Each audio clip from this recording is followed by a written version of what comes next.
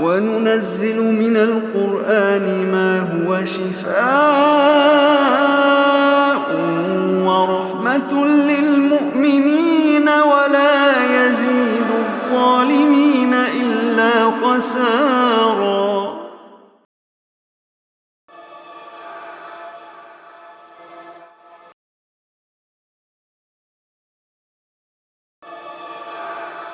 سورہ آل عمران آیت نمبر 121 سے آج ہم شروع کرنے جا رہے ہیں.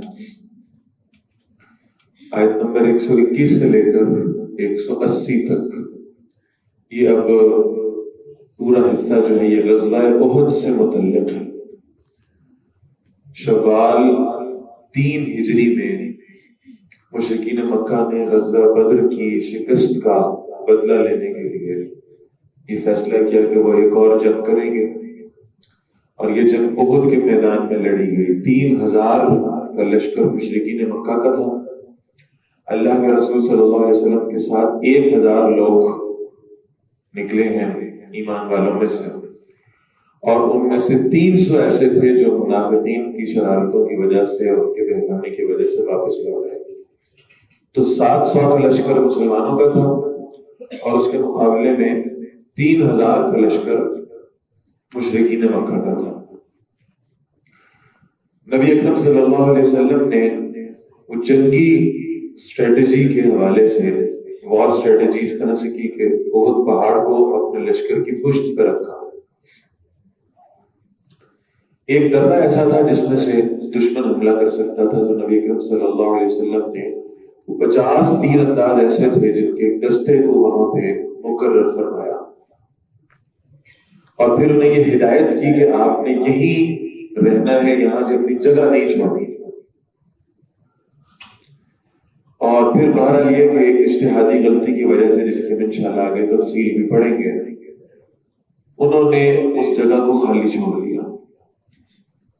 ہوا یوں کہ اللہ کے رسول صلی اللہ علیہ وسلم نے انہیں فرمایا کہ اگر تم یہ دیکھو کہ ہماری لاشوں کو جانور کھا رہے ہیں، یعنی کوئی بدترین شکست ہو گئی ہے، تو بھی اپنی جگہ کو مت چھوڑنا. غزوہ احد کی ان آیات کو پڑھتے ہوئے ایک بات ہمارے مد نظر رہنی چاہیے، اور یہ بہت احتیاط کا پہلو ہے کہ کہیں صحابہ کے حوالے سے ہمارے ذہنوں میں کوئی بدگمانی پیدا نہیں. بعض لوگوں نے یہ کہا کہ شاید مال غنیمت کے لالچ میں صحابہ جو ہے وہ معاذ اللہ اس اپنی جگہ کو چھوڑ کر آئے تھے. تو میں یہ عرض کرنا چاہ رہا ہوں کہ صحابہ وہ ہستیاں ہیں جو لوٹنے والے نہیں ہیں، لٹانے والے ہیں. انہوں نے تو اپنا سب کچھ اللہ کے راستے میں خود قربان کیا. یہ مال لوٹنے والوں میں کیسے ہو سکتے؟ تو کوئی مال غنیمت کا لالچ نہیں تھا، نہ ہی کوئی رسول اللہ صلی اللہ علیہ وسلم کی نافرمانی کا پہلو صحابہ کے حوالے سے سوچا جا سکتا، ممکن ہی نہیں ہے.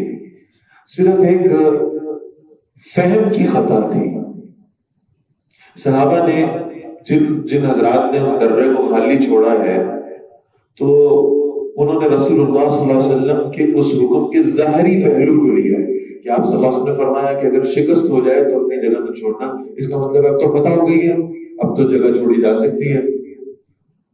لیکن آپ صلی اللہ علیہ وسلم نے اصل میں وہ ورسٹ کیس سینیریو بیان کیا تھا کہ اگر شکست بھی ہو گئی تو بھی جگہ مت چھوڑنا.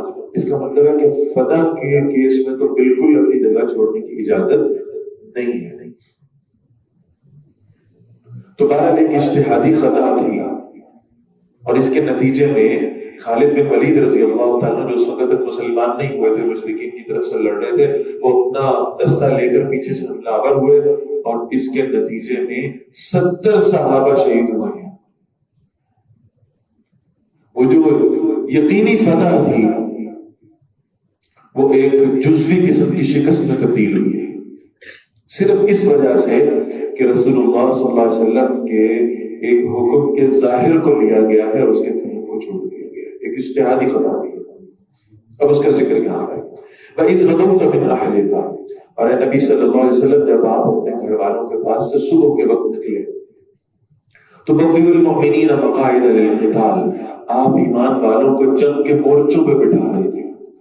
وَاللَّهُ سَمِيعٌ عَلِيمٌ، اللہ خوب سننے والے اور جاننے والے ہیں. اذ همت طائفتان منکم ان تفشلا، جب تم میں سے دو گروہوں نے یہ ارادہ کر لیا کہ وہ اپنی ہمت ہار دیں گے. یہ دو قبیلے تھے انصار کے، بنو حارثہ اور بنو سلمہ. ان دونوں نے یہ ارادہ کر لیا کہ یہ واپس چلے جائیں گے، اس لیے کہ ان کے خیال میں مشرکین مکہ سے فتح پانا ممکن نہیں ہے. تو بہرحال یہ دونوں قبیلے ایمان والوں کے تھے، لیکن منافقین کی شرارتوں کی وجہ سے، ان کے فتنے کی وجہ سے ان کے دل میں یہ خیال آیا کہ ہمیں واپس چلے جانا چاہیے. فرمایا واللہ ولیہما، اللہ ان دونوں کا مددگار تھا. وعلی اللہ فلیتوکل المؤمنون، ایمان والوں کو چاہیے اللہ ہی پر توکل کیا کریں. وَلَقَدْ نَصَرَكُمُ اللَّهُ بِبَدْرٍ وَأَنْتُمْ أَذِلَّةٌ، اے مسلمانوں اللہ تمہاری مدد فرما چکے ہیں بدر کے میدان میں بھی. یعنی یہ جو پچھلا ایکسپیرینس تھا نا، اس کو تمہیں اپنے ذہنوں میں رکھنا چاہیے تھا. بدر میں بھی تو تم تعداد میں کم تھے، بدر میں بھی تو تمہارے پاس اسباب موجود نہیں تھے، بدر میں بھی تو تمہارے پاس ہتھیار نہیں تھے. اس کے باوجود اللہ نے تمہاری مدد فرمائی، تمہیں فتح نصیب فرمائی. تو وہی اللہ احد کے میدان میں بھی تمہاری مدد فرماتا. فاتقوا اللہ، اللہ کی نافرمانی سے بچو، لعلکم تشکرون، تاکہ تم اس کا شکر ادا کر سکو. اذ تقول للمؤمنین، اے نبی صلی اللہ علیہ وسلم جب آپ فرما رہے تھے ایمان والوں سے، الن یکفیکم، کیا تمہیں کافی نہیں ہوگا، ان یمدکم ربکم، کہ تمہارا رب تمہاری مدد فرمائے، بثلاثۃ آلاف من الملائکۃ منزلین، 3000 نازل کردہ فرشتوں سے. بلا، کیوں نہیں، ان تصبروا وتتقوا، اگر تم صبر کرتے رہو، ڈٹے رہو اللہ کے راستے میں، اس میدان جنگ میں بھی اللہ کا تقوی اختیار کرو. وَيَأْتُوكُم مِّن فَوْرِهِمْ هَٰذَا، اور کفار اپنے پورے جوش کے ساتھ تم پر آن پڑے. يُمْدِدْكُمْ رَبُّكُمْ، تمہارا رب تمہاری مدد فرمائے گا، بِخَمْسَةِ آلَافٍ مِّنَ الْمَلَائِكَةِ مُصَوِّمِينَ، 5000 نشان لگانے والے فرشتوں سے. وَمَا جَعَلَهُ اللَّهُ إِلَّا بُشْرَىٰ لَكُمْ، اللہ نے تو اسے تمہارے لیے خوشخبری بنایا. یہ فرشتوں کا نزول تمہارے لیے ایک بڑی خوشخبری ہے. وَلِتَطْمَئِنَّ قُلُوبُكُمْ بِهِ، تاکہ تمہارے دل اس سے مطمئن ہو جائیں. وَمَا النَّصْرُ إِلَّا مِنْ عِنْدِ اللَّهِ الْعَزِيزِ الْحَكِيمِ، تو مدد تو ہوتی نہیں ہے مگر صرف اور صرف اللہ کی جانب سے جو زبردست ہے اور کمال حکمت والا ہے. لِيَقْطَعَ طَرَفًا مِّنَ الَّذِينَ كَفَرُوا، تاکہ اللہ ایک حصہ کاٹ دے ان لوگوں کا جنہوں نے کفر کیا. او یکبتہم، یا انہیں ذلیل کر دے. فَيَنْقَلِبُوا خَائِبِينَ، پھر وہ ناکام ہو کر وہاں سے واپس لوٹیں. یعنی کفار کے گروہ میں سے ایک حصہ تو وہ ہو کہ جس کو موت سے دوچار کر دیا جائے اور ہلاک کر دیا جائے، اور دوسرا گروہ وہ ہو کہ جس کو ذلیل و رسوا کر کے وہاں سے بھیجا جائے. لیس لک من الامر شیء، اے نبی صلی اللہ علیہ وسلم اس معاملے میں آپ کے پاس اختیار نہیں ہے.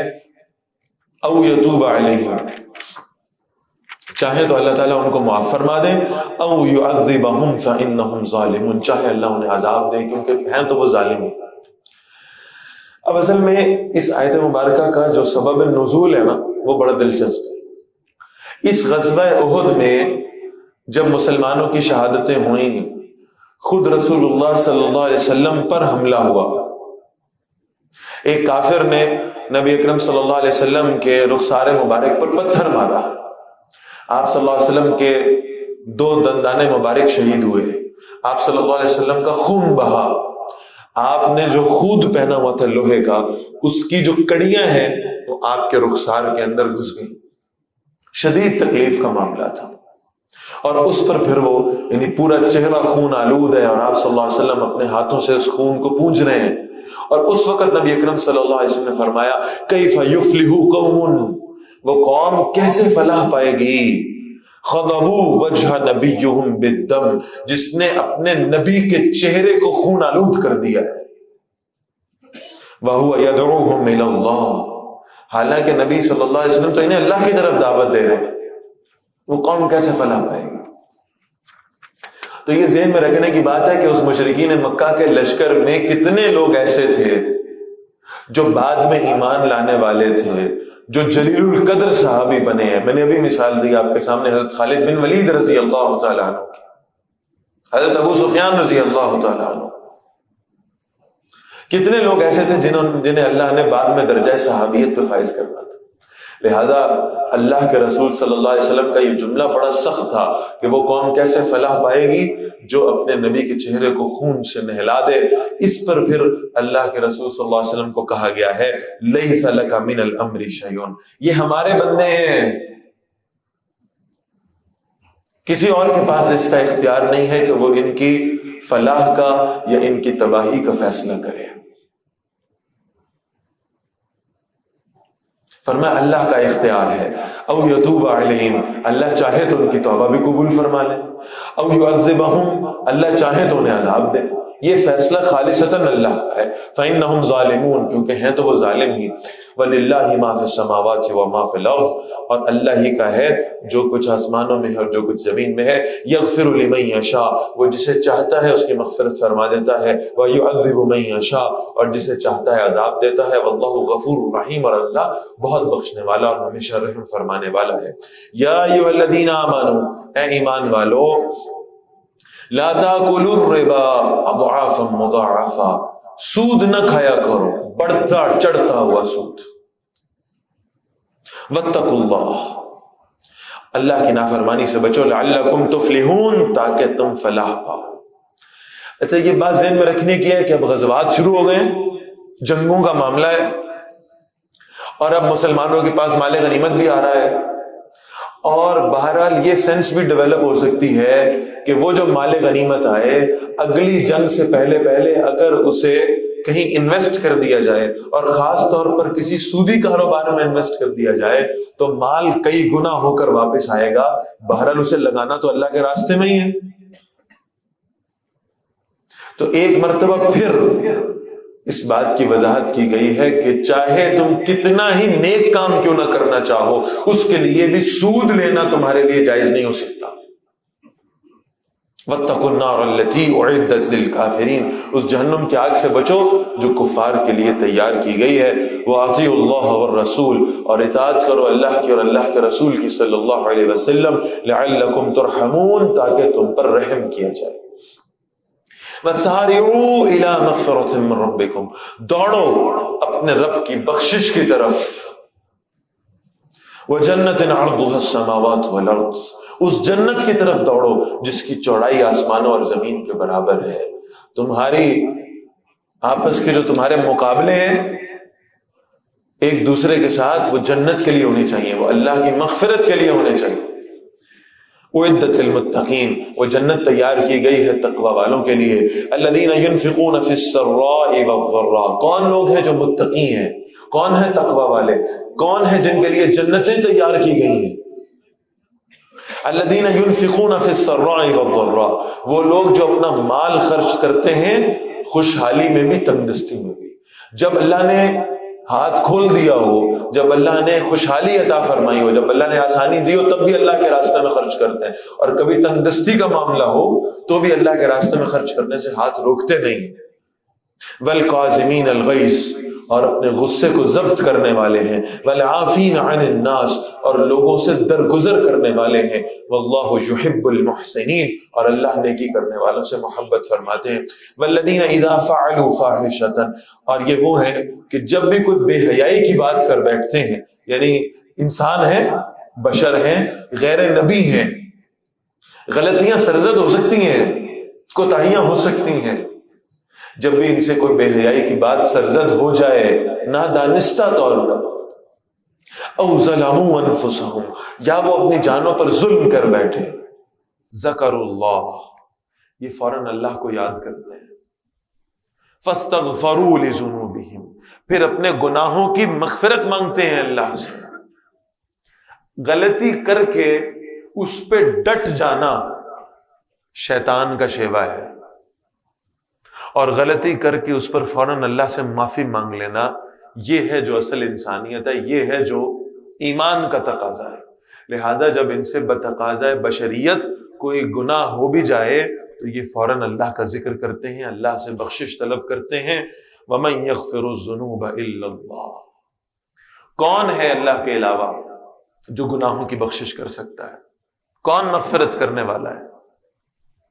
وَلَمْ يُصِرُّوا عَلَى مَا فَعَلُوا، اور وہ اڑ نہیں جاتے اس پر جو وہ کرتے ہیں، اپنے گناہوں کو ڈیفینڈ نہیں کرنے لگتے، اپنے گناہوں کو نیکیاں نہیں سمجھنے لگتے، بلکہ جب غلطی ہو جائے فوراً اللہ سے معافی مانگتے ہیں۔ وَهُمْ يَعْلَمُونَ، جبکہ وہ جانتے ہوں، أُولَٰئِكَ جَزَاؤُهُم مَغْفِرَةٌ مِّن رَّبِّهِمْ، یہ وہ لوگ ہیں جن کا بدلہ مغفرت ہے ان کے رب کی طرف سے، وَجَنَّاتٌ تَجْرِي مِن تَحْتِهَا الْأَنْهَارُ، اور ان کے لیے باغات ہیں جن کے نیچے نہریں بہتی ہیں، خالدین فیہا، ہمیشہ ان میں رہنے والے ہیں، وَنِعْمَ أَجْرُ الْعَامِلِينَ، کیا خوب بدلہ ہے عمل کرنے والوں کے لیے۔ اللہ بھی ہمیں ان لوگوں میں شامل فرمائے۔ قد خلت من قبلکم سنن، تم سے پہلے بھی واقعات گزر چکے ہیں، فسیروا فی الارض، زمین میں چلا پھرا کرو، فانظروا کیف کان عاقبۃ المکذبین، دیکھو حق کو جھٹلانے والوں کا انجام کیسا ہوا۔ ھذا بیان للناس، یہ وضاحت ہے لوگوں کے لیے، وہدی وموعظۃ للمتقین، اور ہدایت اور نصیحت ہے تقوی اختیار کرنے والوں کے لیے۔ ولا تہنوا ولا تحزنوا وانتم الاعلون ان کنتم مؤمنین، امتی کی حیثیت سے جب ہم دنیا کے حالات کو دیکھتے ہیں تو دل کڑتا ہے۔ پوری دنیا کے اندر اربوں میں مسلمان موجود ہیں، لیکن اس کے باوجود ان کی کہیں کوئی عزت نہیں ہے۔ پوری دنیا کے اندر ایک کونا ایسا نہیں ہے، ایک انچ جگہ ایسی نہیں ہے جہاں اللہ کا دین غالب ہو، سوائے اس ہمسائے ملک کے جہاں اب اس کی کوشش ہو رہی ہے۔ بہرحال الحمدللہ کتنے لوگ ہیں جو بیت اللہ کے غلاف سے لپٹ کر روزانہ اس امت کی سربلندی کی دعائیں مانگتے ہیں، اس کے باوجود بھی امت ذلت کے پاتال میں گر چکی ہے۔ دنیا میں کوئی مسلمانوں کو سمجھتا ہی کچھ نہیں، کوئی حیثیت ہی نہیں ہے ان کی۔ خون مسلم شاید حیوانوں کے خون سے زیادہ ارزاں ہے۔ کتنے دنیا کے خطے ایسے ہیں جہاں مسلمانوں کا خون بہایا جا رہا ہے۔ دل میں یہ کڑن پیدا ہوتی ہے کہ دین غالب کیوں نہیں ہے، اور پھر یہ دل میں خیال آتا ہے کہ اس دین کو غالب کرنے کے لیے ہمیں کس شے کی ضرورت ہے، کیا کرنا چاہیے کہ اللہ کے دین کی فتح ہو، دین غالب ہو، ہم بھی وہ خلافت راشدہ کے مقدس نظام کا کوئی عکس اپنی زندگیوں میں دیکھ لیں۔ کیا کرنا پڑے گا اس کے لیے؟ کچھ ہتھیار اکٹھے کرنے ہوں گے، کچھ اسباب جمع کرنے ہوں گے، کچھ نفری بڑھانی ہوگی۔ اللہ کے رسول فرماتے ہیں صلی اللہ علیہ وسلم، مسلمانوں تم پر ایک وقت آئے گا کفار تم پر ایسے ٹوٹ پڑیں گے جیسے بھوکے لوگ دسترخوان پہ ٹوٹتے ہیں۔ تو صحابہ نے فوراً پوچھا یا رسول اللہ صلی اللہ علیہ وسلم کیا اس وقت ہماری تعداد کم ہوگی؟ آپ صلی اللہ علیہ وسلم نے فرمایا نہیں، تعداد کم نہیں ہوگی، لیکن نہ تم ایک بیماری میں مبتلا ہو جاؤ گے۔ صحابہ نے عرض کیا وہ بیماری کیا ہوگی؟ فرمایا حب الدنیا و کراہیت الموت، تم دنیا سے محبت کرنے لگو گے، موت سے نفرت کرنے لگو گے۔ ہتھیار بھی ہوں گے، اسباب بھی ہوں گے، افراد بھی ہوں گے، سب کچھ ہوگا، اس کے باوجود دنیا میں کوئی عزت نہیں ہوگی مسلمانوں کی۔ یاد رکھیں یہ اصول اللہ نے بتا دیا ہے بدر و احد سے لے کر قیامت تک کے لیے۔ مسلمانوں کو غلبے کے لیے تعداد کی اور اسباب کی ضرورت نہیں ہے۔ تعداد و اسباب قلت میں بھی ہوں، صرف ایک شے ان کے پاس موجود ہوگی تو اللہ ان کو دنیا میں غالب کر دے گا۔ اور اگر تعداد بھی ہے اور اسباب بھی ہیں، ہتھیار بھی ہیں، ایٹم بم بھی ہے، سب کچھ ہے، اس کے باوجود دنیا میں کوئی حیثیت نہیں ہے، تو اس کا مطلب ہے اس ایک شے کی کمی ہے جسے اللہ نے شرط رکھا ہے غلبے کے لیے۔ فرمایا ولا تہنوا، اے مسلمانوں ہمت نہ ہارنا، ولا تحزنوا، اور غم بھی نہ کرنا، وانتم الاعلون، تم ہی غالب آؤ گے، تم ہی غلبہ حاصل کرو گے، تم ہی فتح پا جاؤ گے، ان کنتم مؤمنین، صرف شرط واحد یہ ہے کہ تم ایمان والے ہو۔ اس کا مطلب ہے کہ اگر آج مسلمان غالب نہیں ہے دنیا میں اور ان کی کوئی عزت نہیں ہے تو پھر کمی کس شے کی ہے؟ ایمان کی۔ وہ دولت ایمانی نہیں ہے شاید ہمارے اندر، وہ اللہ پر توکل نہیں ہے شاید، ورنہ تاریخ انسانی نے ابھی حال ہی میں یہ منظر دیکھا ہے کہ وہ بے سر و سامان لوگ کہ جن کے پاس نہ تعداد تھی نہ اسباب تھے، صرف ایمان کی کیفیت سے مالا مال تھے، اللہ نے انہیں پوری دنیا کے اوپر فتح نصیب فرمائی ہے۔ فرمایا ایمان ہوگا اللہ تمہیں غالب فرما دیں گے، اللہ دنیا کی فتح بھی نصیب فرما دیں گے۔ اِن کرہن، مسلمانوں اگر تمہیں کوئی چوٹ لگی ہے نا احد میں، اگر تمہارے ساتھی شہید ہوئے بھی ہیں، فقد مس القوم قرح مثلہ، تو تمہارے مخالفوں کو بھی تو ایسی چوٹ لگ چکی ہے میدان بدر میں، انہیں بھی تو اس ہزیمت کا سامنا کرنا پڑا تھا۔ وَتِلْكَ الْأَيَّامُ نُدَاوِلُهَا بَيْنَ النَّاسِ، یہ تو دن ہیں جنہیں ہم مختلف لوگوں کے درمیان میں پھراتے ہیں، کبھی کسی کے لیے فتح کا معاملہ ہے اور کبھی کسی دوسرے فریق کے لیے۔ وَلِيَعْلَمَ اللَّهُ الَّذِينَ آمَنُوا، تاکہ اللہ ظاہر کر دے ان کو جو ایمان لائے۔ جب فتح نصیب ہو جائے، جب مال غنیمت مل جائے، پھر تو سب جوک در جوک قریب آ جاتے ہیں۔ جو شکست کے بعد بھی، جو ہزیمت کے بعد بھی، جو کسی ظاہری دنیا کے نقصان کے بعد بھی رسول اللہ صلی اللہ علیہ وسلم کے ساتھ چمٹا رہے، یہ ہے ایمان والا۔ وَيَتَّخِذَ مِنْكُمْ شُهَدَاءَ، اور بہرحال یہ جسے ہم کہہ رہے ہیں کہ شکست ہوئی ظاہری طور پر، اس میں بھی جو لوگ شہید ہوئے ہیں، فرمایا اللہ چاہتے تھے کہ کچھ لوگوں کو شہادت نصیب فرما دے۔ شہادت ہے مطلوب و مقصود مومن، نہ مال غنیمت نہ کشور کشائی، تو وہ تو دونوں جانب سے کامیاب ہے۔ یہ بازی عشق کی بازی ہے، جو چاہو لگا دو ڈر کیسا، اگر جیت گئے تو کیا کہنا، ہارے بھی تو بازی مات نہیں، اگر فتح نصیب ہو گئی تو اللہ کے دین کا غلبہ اپنی نگاہوں سے دیکھ لیں گے، اور اگر خدا نہ خواستہ فتح نہ ہو سکی تو بھی شہادت ہے، سیدھے جنت میں جائیں گے، ادھر بھی کامیابی ہے اور ادھر بھی کامیابی ہے۔ غازی ہوئے تو بھی کامیاب ہے، اور شہید ہو گئے تو بدرجہ اتم کامیاب ہے۔ واللہ لا يحب الظالمین، اللہ ظالموں کو پسند نہیں فرمایا کرتا۔ وَلِيُمَحِّصَ اللَّهُ الَّذِينَ آمَنُوا، اور اللہ چاہتے ہیں کہ اللہ الگ کر دے ان لوگوں کو جو ایمان لائے، وَيَمْحَقَ الْكَافِرِينَ، اور کافروں کو مٹا دے۔ ام حسبتم ان تدخلوا الجنہ، کیا تم نے سمجھ لیا ہے کہ تم جنت میں داخل ہو جاؤ گے؟ وَلَمَّا يَعْلَمِ اللَّهُ الَّذِينَ جَاهَدُوا مِنْكُمْ، حالانکہ ابھی اللہ نے ان لوگوں کو ظاہر نہیں کیا تم میں سے جنہوں نے جہاد کیا ہے۔ وَيَعْلَمَ الصَّابِرِينَ، اور اللہ نے ثابت قدم رہنے والوں کو ظاہر نہیں کیا ابھی۔ وَلَقَدْ كُنْتُمْ تَمَنَّوْنَ الْمَوْتِ، یقیناً تم تو موت کی تمنا کرتے تھے، تم تو شہادت کی دعائیں مانگا کرتے تھے اللہ سے، من قبل ان تلقوه، اس سے پہلے کہ تم اس کا سامنا کرتے، فقد رأیتموہ، بس اب تو تم نے اس شہادت کو اپنی نگاہوں کے سامنے دیکھ لیا ہے، وانتم تنظرون، اس حالت میں کہ تم اسے اپنے سامنے دیکھتے ہو۔